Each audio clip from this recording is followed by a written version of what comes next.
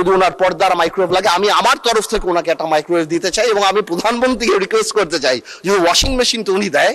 আমি এই প্রথম পয়েন্ট অফ অর্ডারে দাঁড়ালাম এবং আমি জানি এটা সংসদের চলাকালীন বা সংসদ ব্যাপারে হতে হবে, এই জন্য আমি মনে করলাম যে এটা একটা ব্রডার কনটেক্সটে সংসদকে এফেক্ট করে। মাননীয় স্পিকার, আমরা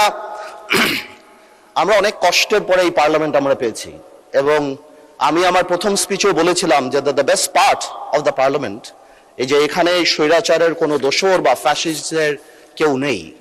মাননীয় স্পিকার, গত পার্লামেন্ট শুধু পার্লামেন্টের গণতন্ত্রের হত্যা করে না, এই পার্লামেন্টের স্ট্যান্ডার্ডকে সাংঘাতিকভাবে নষ্ট করেছে। আমরা দেখেছি মাননীয় স্পিকার, এখানে মমতাজ থেকে আরম্ভ করে এখানে গান হয়েছে, এখানে অন্য কিছু হয়েছে।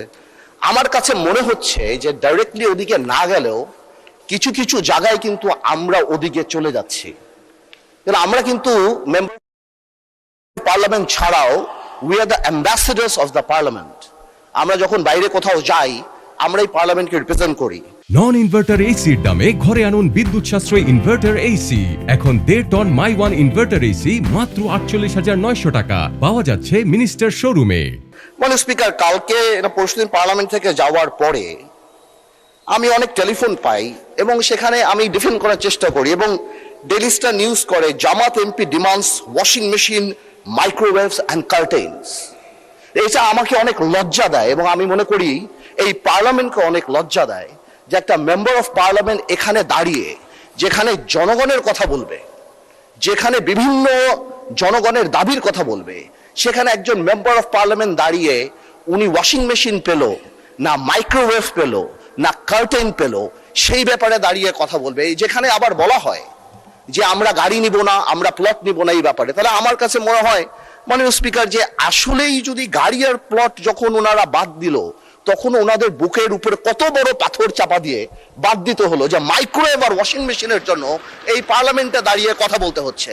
মাননীয় স্পিকার, আমার মনে হচ্ছে যে এই স্ট্যান্ডার্ড আর স্ট্যাচার, এবং এটা কালকে হয়তো আমাদেরকেও বলতে পারে, আমি জেনারেলি এটা বলছি যে উই মাস্ট স্ট্যান্ডার্ড। আমি শেষ করছি এতটুকু যে আমি খুব সিরিয়াসলি বলছি, তারপরে যদি আমার ভাই যেহেতু কমেন্ট করেছেন উনি চান আমি ওনাকে এম্বারাস না করে আগামীতে যদি ওনার পর্দার মাইক্রোওয়েভ লাগে আমি আমার তরফ থেকে ওনাকে একটা মাইক্রোওয়েভ দিতে চাই এবং আমি প্রধানমন্ত্রীকে রিকোয়েস্ট করতে চাই যদি ওয়াশিং মেশিন তো উনি দেয় এবং হোম মিনিস্টার থাকলে আমি বলতাম যে উনি পর্দাটা যদি কিনে দিয়ে ওনার সংসারটা আমরা গোছায় দিতে পারতাম, তারপরে যদি আমার পার্লামেন্টকে উনি এম্বারাস না করতো।